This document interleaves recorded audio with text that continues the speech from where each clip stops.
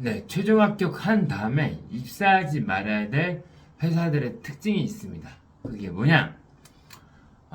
먼저 최종 합격 통보를 받고 나서 합격한 사유와 그리고 이제 그 입사해서 처우 그리고 기본적인 복리 후생 이런 것들을 알려줘야 되는데 그런 것들을 알려주지 않는 회사들이 있습니다.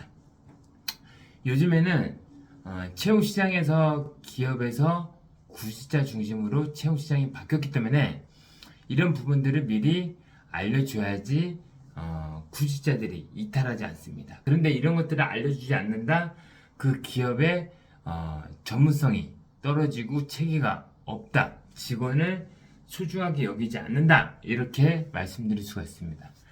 그 다음 두 번째, 저희 회사는 각 직무에 대해서 업무 매뉴얼이 있습니다. 그리고 회사에 대한 소개서가 있어요. 그래서 기업 문화, 해야 될 규칙, 꼭 조심해야 될 것들, 이런 내용들이 있는데 회사 OT 자료들이라고 하죠. 이런 것들을 미리 메일링 해가지고 읽게 합니다. 그러면은 입사하고 나서 엄청난 정보들이 들어오는 것보다 입사 전에 미리 그 업무와 회사에 대한 정보들을 안 상태로 들어왔을 때 굉장히 이제 쉽게 빨리 적응할 수 있거든요. 근데 그렇지 못한 경우들이 상당히 많이 있습니다.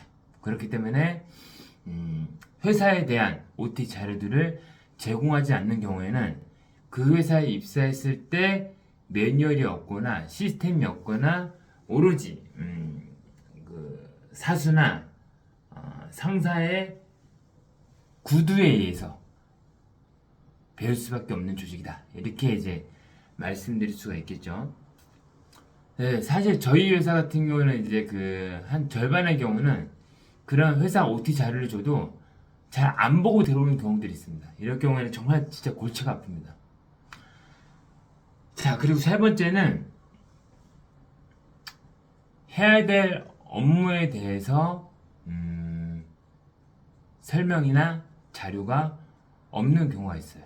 그리고 입사하기 전에 미리 뭐 엑셀, 파워포인트 이런 것들을 좀 배워서 와라, 숙지를 해야 된다, 이렇게 알려줘야 되는데 수행해야 되는 업무에 대해서 설명이나 아니면 이제 그 어떠한 준비를 해야 되는 그런 내용들을 알려주지 않는 경우, 이런 경우도 들어가면 안 되고, 네 번째로는 최종 합격을 했을 때 그 이유, 합격을 했어도 이유를 알려줘야 되거든요.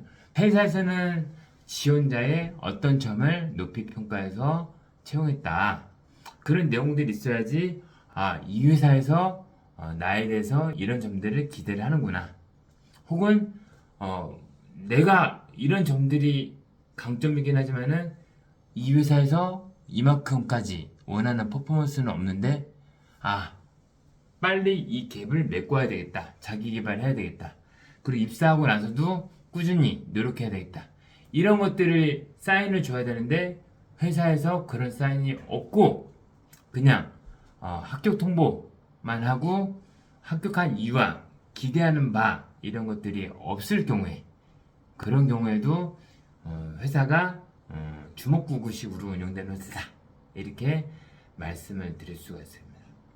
이런 경우들을 바탕으로 물론 이제 제가 들어갔던 공기업이나 대기업이나 외국기업, 중견기업, 중소기업도 이 모두 다 해당되는 내용들을 알려주고 주지 않았습니다.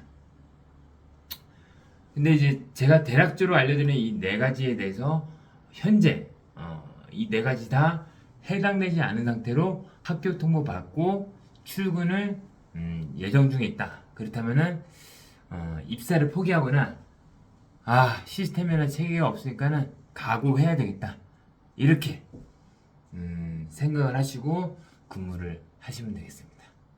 이렇게 입사하면 안 될 회사의 시그널 특징에 대해서 설명을 해드렸습니다.